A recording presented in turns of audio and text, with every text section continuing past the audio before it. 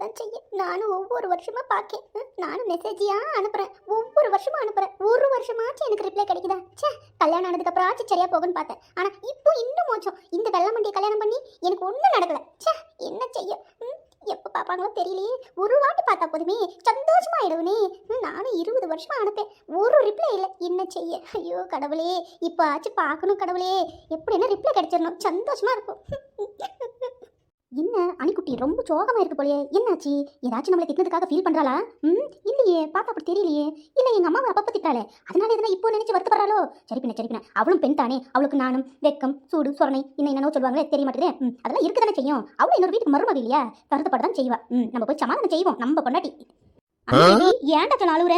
அத்தனை அப்பே நல்லா போட்டு திட்டிட்டுன்னு சொல்லி வருத்தப்படுறியோ? அழக்கூடாதுடா, நான் போய் மறந்துட்டேன், அழக்கூடாது சரியா? எதுக்காக அழுவுற சொல்லு பாப்பா, அத்தை கிட்ட சொல்லுடா. ஏஹ, எனக்கு ரஜினிகாந்த்னா ரொம்ப பிடிக்கும் தெரியலையே. 4 நாளைக்கு முன்னாடி அவருக்கு பர்த்டே போச்சு இல்லையா, அப்போ நான் மெசேஜ் போட்டேன் வாழ்த்துக்கள் சொல்லி. இன்ன வரைக்கும் பார்க்கலங்க. நானும் 20 வருஷமா போடுறேன், ஒரு நாளாச்சும் பார்த்தது கிடையாது. கல்யாணம் ஆனதுக்கு அப்புறம் ஆச்சு பாப்பாருன்னு பார்த்தேன், இன்ன வரைக்கும் பார்க்கல. நான் என்ன செய்வேன், ஒரு வாட்டி பார்த்துட்டா போதுங்க, அதுவே எனக்கு போதும். அட பைத்தியக்காரி, ரஜினிகாந்தைய இவ மெசேஜ் எப்படி பாப்பாங்க? என்ன பண்றதோ தெரியலையே புருஷோத்தமா.